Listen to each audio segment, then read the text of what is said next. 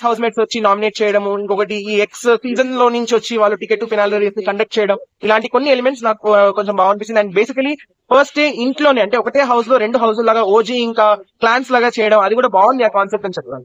Okay, and favourite ఎవరు, మీకు favourite ఎవరు? ఫేవరెట్ అనేది ఫస్ట్ ఆఫ్ ఆల్ ఈ సీజన్ లో ఫస్ట్ డే చూసినప్పుడే మనం అనుకుంటాం అరే వీడికి సపోర్ట్ చేయాలి, ఈ పర్సన్ సపోర్ట్ చేయాలి, కానీ ఈ సీజన్ నాకు ఎవరు అనిపిస్తుంది ఎందుకు? కానీ అంటే బేసికలీ వాళ్ళు అంటే వీళ్ళు ఏం ఆడతారు అసలు, వీళ్ళు కాబట్టి ఇంకా వేరే వాళ్ళు రావాల్సిందేమో, కొంచెం ఇంట్రెస్టింగ్ క్యాండిడేట్ ఇస్తుంటే గేమ్ ఇంకా బాగుంటుందేమో అని అనుకున్నాము. బట్ ఎప్పుడైతే వైల్డ్ కార్డ్ ఎంట్రీస్ వచ్చారో నిజమైన గేమ్ అనేది అందరిది బయటపడిందని నాకు అనిపించింది. బేసికలీ ముందు కూడా ఉన్నారు సోనియా, వీళ్ళందరూ కూడా అంటే వీళ్ళకి పని లేకుండానే వచ్చారన్న ఫీలింగ్ మాకు అనిపించింది. ఫస్ట్ చూడాలన్నా కూడా ఇంట్రెస్ట్ లేదు. బట్ వైల్డ్ కార్డ్స్ వచ్చాక వాళ్ళందరి ఒరిజినల్ స్వభావాలు బయటపడి వాళ్ళ గేమ్ లో స్ట్రాటజీస్ డెవలప్ చేసుకోవడం, ఇవన్నీ నాకు అప్పటి నుంచి బాగా కరెక్ట్ అయ్యాని అనిపిస్తుంది.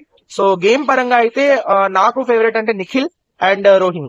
అన్న రోహిణి నిఖిల్ అంటున్నారు కదా, ఎలా అనిపించింది అన్న రోహిణి గేమ్ గెలిచింది కదా? రోహిణి నిజంగా గేమ్ ఫీల్ అయినప్పుడు చాలా హ్యాపీ అనిపిస్తుంది. ఎందుకంటే తను ఏంటంటే మనం చూసాం పృథ్వీ తనని నామినేట్ చేయడం, ఇంకోటి విష్ణుప్రియ అదే రోజు అన్నదనమాట ఆ టాస్క్ లో భాగంగానే నువ్వు 0 అని నువ్వు ఏం చేసావు కొట్టేస్తావు, ఆబ్వియస్లీ గేమ్ లో మాటనే, కానీ ఆ అమ్మాయి నిజంగానే రోహిణి తను టాస్క్ ఆడిన విధానం అంటే అది కూడా ఓన్లీ సింగిల్ టాస్క్ కాదు కదా, దాని ముందు ఎన్నో టాస్క్ అయ్యి అంటే యష్మి వీళ్ళందరిలో వాళ్ళని బీట్ చేసుకుని తన ఆ రోజు గెలిచింది. తనకు ఆల్రెడీ సర్జరీ అయింది, తన లెగ్స్ లో ఐరన్ రాడ్ ఉన్నప్పటికీ కూడా ఆ ఫిజికల్ టాస్క్ ని ఒక లేడీ అయ్యింది తను చేయడం చాలా హ్యాపీగా అనిపించింది. అండ్ నిన్న కూడా చూసుకున్నట్లయితే టికెట్ టు ఫినాలే రేస్ లో కూడా ఫస్ట్ కంటెండర్ కావడం చాలా హ్యాపీ అనిపించింది. సో తనకి ఆ విన్నర్ అయ్యే క్వాలిటీస్, ఎందుకంటే బేసిక్ మీరు చూస్తే ఇంట్లో ఉన్న అందరిలో నేను ఒకటే అనుకున్న నేమ్ కానీ ఎవరైనా చూసిన వాళ్ళం కంపల్సరీ ఒక రోజు ఒక ఎపిసోడ్ లో అన్నారు కమీడియన్స్ కదా మనకి ఎందుకు రావు, మనం ఎంతసేపు జోక్లు వేసుకోవాలి అవి వినేసి ఇది తేజ అండ్ రోహిణి అనుకున్నారు.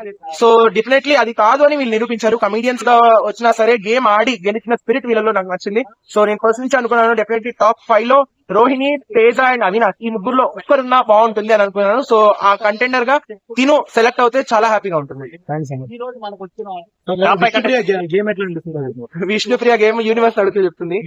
సో విష్ణుప్రియ గేమ్ బాగుంటుంది. విష్ణుప్రియ గేమ్ కూడా ఎందుకంటే తను ఒక క్లారిటీతో ఆడుతుంది అనిపిస్తుంది. ఎందుకంటే మీరు చూస్తే యష్మి కంటెస్టెంట్ గా వచ్చింది డే 1 నుంచి ఉంది, కానీ తను ల్యాక్ ఆఫ్ క్లారిటీ అనిపిస్తుంది. అంటే బాండ్ ఫార్మ్ చేసుకోవాలి, కానీ ఎవరితో చేసుకోవాలి ఏంటి, లేకపోతే ఉన్న బాండ్ ఏంటంటే నాకే అర్థం కదా. అంటే ఈ రోజు నిఖిల్ తో గొడవ పడుతుంది, రేపు పృథ్వీతో గొడవ, ఏదో ఒక ఇష్యూస్ రావడం, ఒకసారి మళ్ళీ గౌతమ్ తో అన్నాచేయాలి, అంటే అవన్నీ రీజన్స్ తో తను బయటకు వచ్చేసిందని క్లియర్లీ తెలుసు.